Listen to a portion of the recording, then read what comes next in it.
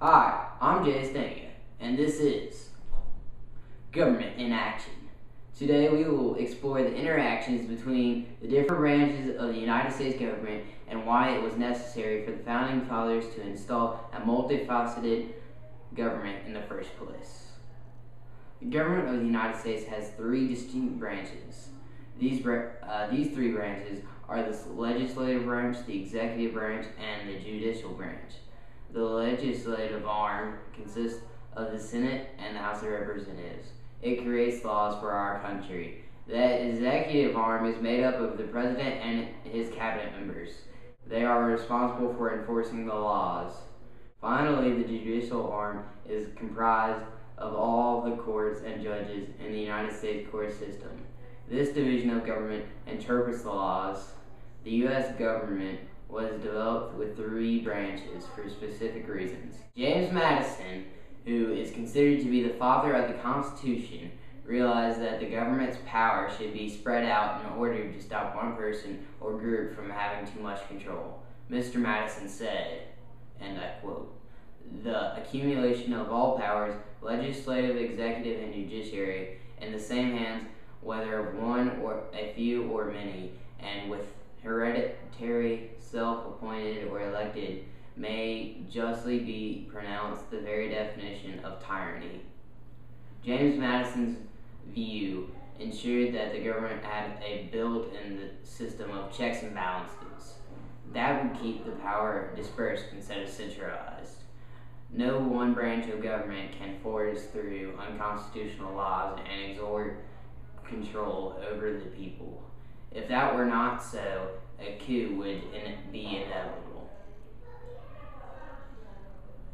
Our program today will show you an illustration of the cooperation between these three branches that is necessary for the government to operate as it was intended. The illustration centers around a small private school in Atlanta, Georgia called Bass Academy.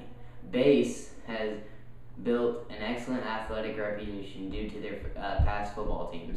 Unfortunately, this year the school has struggled to defeat their opponents.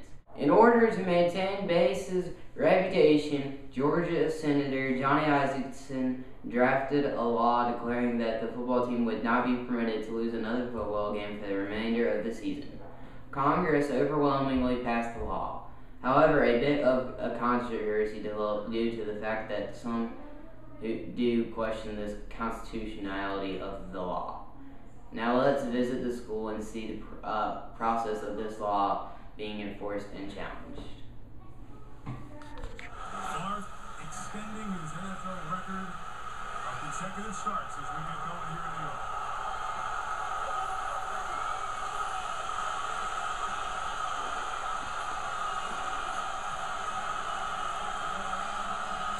Moss guarded by Cromartie, takes the reverse, here comes Randy's first touch.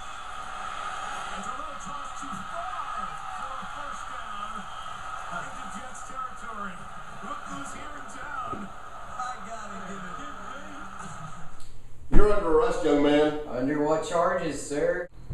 Under the new law that Congress just passed stating that the Bass Academy Knights could lose no additional games this season. Don't you play for the Bass Knights? Yes, but that law is unconstitutional. You have no right to arrest me for losing a football game. I have not committed a crime of any kind.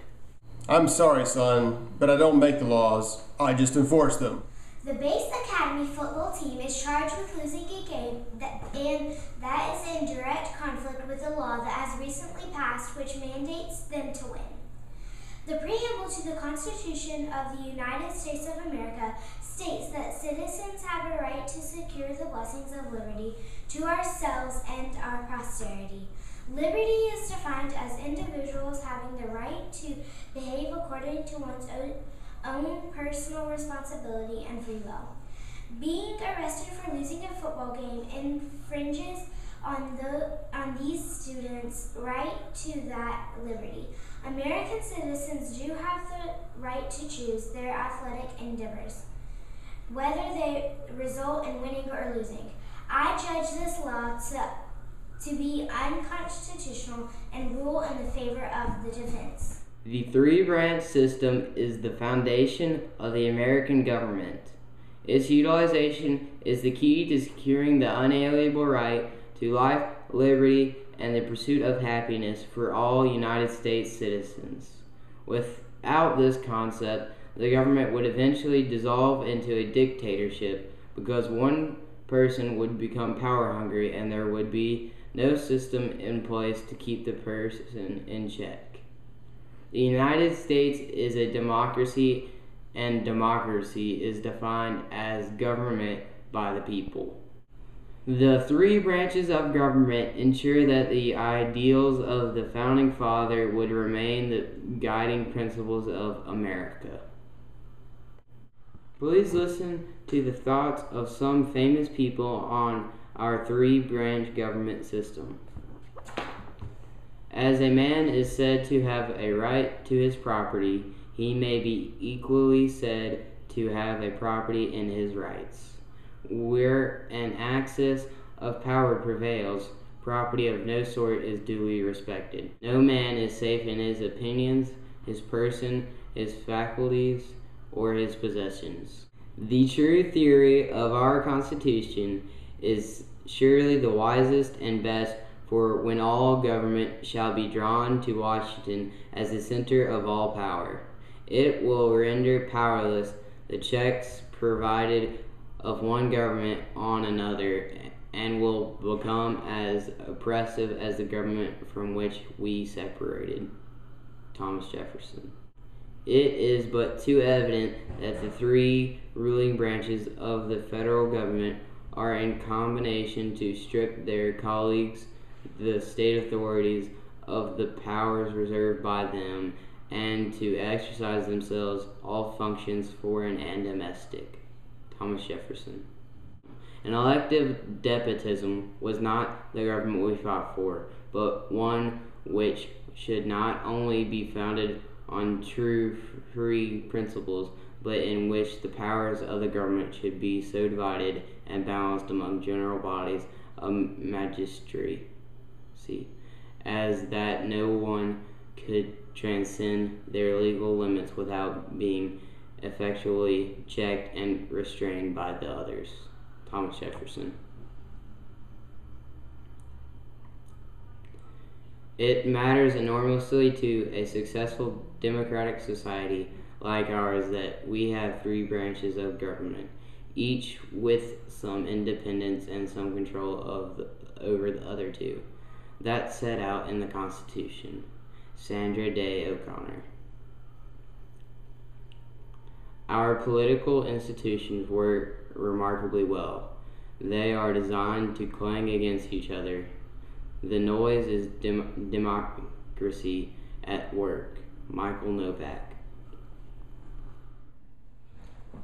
Hi, I'm Jay Stanga, and this is Government in Action. Today, we will explore the interactions between... Start over and talk louder. You gotta talk loud for the speaker, okay? Yeah, speak loud. Hi, I'm Jay Stanga, and this is Government in Action. Start over. Just loosen up. Be loud, but just like you did the first time. We don't have to restart the video? No. Oh. Go ahead. Okay. Okay. Hi, I'm Jay Stanga.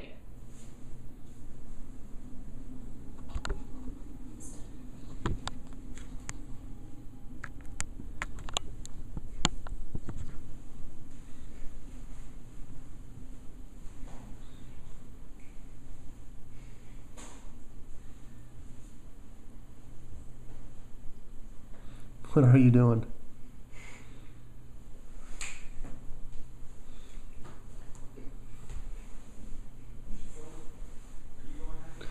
Are you ready?